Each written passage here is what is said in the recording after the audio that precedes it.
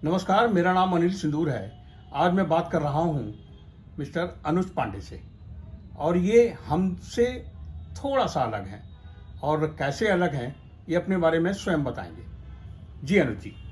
Hello, आप सभी को मेरा नमस्कार। मेरा नाम मनोज पांडे है। मैं कानपुर कोई वेलफेयर फाउंडेशन का संस्थापक हूँ। जी तो हम पिछले 5 साल से कानपुर उत्तर प्रदेश में काम कर रहे हैं सेक्सुअल माइनॉरिटीज़ के लिए, जिसमें LGBTQI कम्युनिटी आती है, लेस्बियन, गे, बाइसेक्सुअल, ट्रांसजेंडर, इंटरसेक्स, कोई पर्सन, एसेक्सुअल। जी तो इन कम्युनिटी के लिए हम कानपुर में काम कर रहे हैं, इनके लिए एडवोकेसी करते हैं ताकि जी। इनको फैसिलिटीज़ मिल सके कानपुर में। जी जी। मैं आपसे एक विशेषकर बात पूछना चाहता हूँ जी। कि जितने भी कानून भारत सरकार ने आपके संरक्षण के लिए बनाए हैं उन कानूनों का आपको लाभ कितना मिल रहा है? जैसा कि हमारे लिए नालसा जजमेंट बनाया गया है, transgender rights act and protection, जी ये भी कानून है। तो जी। इसमें इक्वल अपॉर्चुनिटी की बात कही है कि जो आम लोगों के लिए स्कीम्स है, योजनाएं हैं, वो उसमें ट्रांसजेंडर्स के लिए भी जी। है। बराबरी का दर्जा दिया गया है, इक्वलिटी की बात की गई है। जी तो हमारे साथ बहुत ज़्यादा डिस्क्रिमिनेशन होता है, हम कम्युनिटी के साथ भेदभाव होता है। अगर हम जॉब की बात करें तो जॉब का सबसे बड़ा इशू होता है। एक महिला जॉब कर सकती है, एक पुरुष जॉब कर सकता है, पर एक ट्रांसजेंडर पर्सन के लिए जॉब फैसिलिटीज़ नहीं है कानपुर में। जी वो जॉब करने जाता है, 8-10 दिन काम करता है, उसके साथ इतना डिस्क्रिमिनेशन होता है, भेदभाव होता है। उस भेदभाव के चक्कर में वो जॉब छोड़ के चला आता है। जी जो 10 दिन काम किया उसका जो भुगतान बनता है, मानदेय बनता है, वो भी तक नहीं देते हैं। जी तो कहीं ना कहीं जॉब का इशूज़ आता है। इसके अलावा बहुत सारे इशूज़ हैं कि ट्रांसजेंडर टॉयलेट्स नहीं है। इवन कानपुर की बात करें तो कानपुर में ट्रांसजेंडर ID कार्ड तक नहीं बन रहे हैं। जी 1.5 साल यूपी गवर्नमेंट ने Uttar Pradesh transgender welfare board बनाया गया, जी जो कि हमारे राज्य लेवल पे है यूपी में। उत्तर प्रदेश के बाद में अलग अलग शहरों में छोटी इकाई इसकी स्थापित की जी, जी। गई, समिति बनाई जी।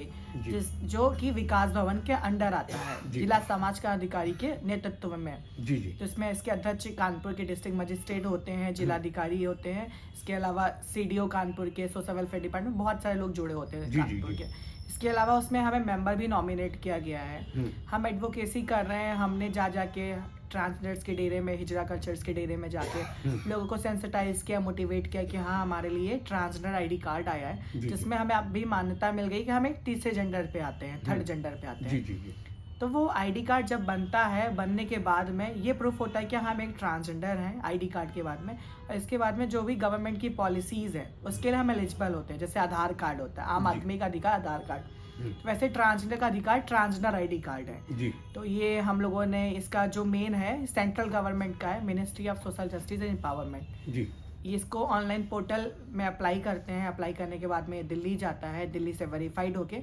जिला समाज का अधिकारी के पास जाता है। जी पर हमारे यहाँ दुर्भाग्य की बात है कि हमारे यहाँ जो आला अधिकारी वो बिल्कुल भी सेंसिटाइज नहीं जी। है। ट्रांसजेंडर क्या होता है उसके बारे में उनको बिल्कुल भी जानकारी नहीं है। जी। काफ़ी चीज़ें उनको नहीं पता है। तो हम ग्राउंड लेवल पे काम कर रहे हैं, उनको सेंसिटाइज करते हैं कि ट्रांसजेंडर क्या होता है, क्या पॉलिसीज़ हैं, क्या क्या है। तो भारत सरकार का हमने GO भी उनको दिया कि ये स्कीम्स है, ये गवर्नमेंट ऑर्डर है, इस ऑर्डर के तहत आप काम करिए।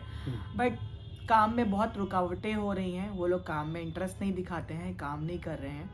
इसके अलावा 1.5 साल हो गया, जब ट्रांसजेंडर ID कार्ड नहीं होगा तो हम गवर्नमेंट की स्कीम क्या लेंगे।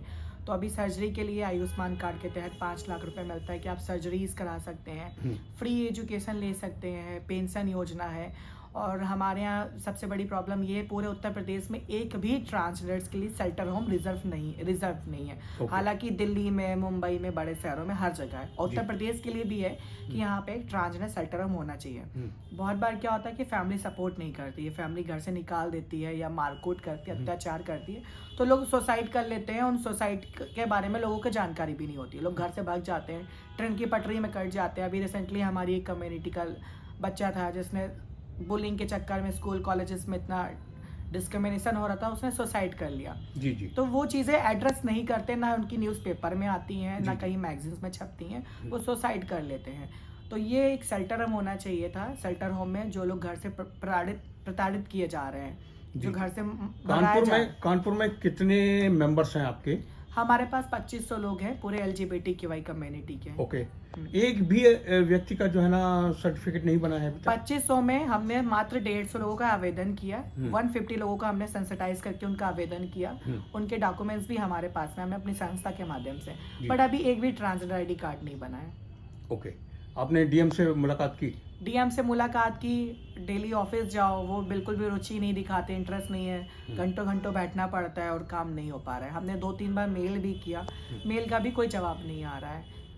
ओके अनुज जी, मैंने आपकी बात को पूरी तरीके से रिकॉर्ड किया है और मैं चाहूँगा कि आपको मदद हो, और मेरा पर्पज भी यही है कि आपके जिस तरीके से जो सरकार ने सुविधाएं आपको दे रखी हैं वो पूरी की पूरी आपको मिले। एक चीज़ और है कि हम लोग सेंसिटाइजेशन वर्कशॉप करते हैं, हम जो लोग हैं हम उनको सेंसिटाइज करते हैं कि ट्रांसजेंडर क्या होता है, सेक्स एंड सेक्सुअलिटी के बारे में हम लोगों को अवेयर करते हैं। वो चाहे हमारे एजुकेशन इंस्टीट्यूट हो, हम पहले शुरुआत करते हैं इंस्टीट्यूट से जहाँ पे बच्चे पढ़ते हैं, तो हम टीचर्स को सेंसिटाइज कराते हैं टीचर के बाद में कि वो बच्चों पे भेदभाव ना करें, क्योंकि सबसे ज़्यादा क्या होता है कि जब स्कूल कॉलेजेस में बच्चे पता चलता है टीचर्स को या बच्चों को कि ये बच्चा डिफरेंट है औरों से, तो वो लोग बहुत चिढ़ाते हैं, बहुत मजाक बनाते हैं, बच्चा बहुत फ्रस्ट्रेटेड हो जाता है, उसका मानसिक संतुलन बिगड़ जाता है, या तो वो स्कूल कॉलेज छोड़ देते हैं, पढ़ाई बंद कर देते हैं, या तो फिर वो सुसाइड कर लेते हैं।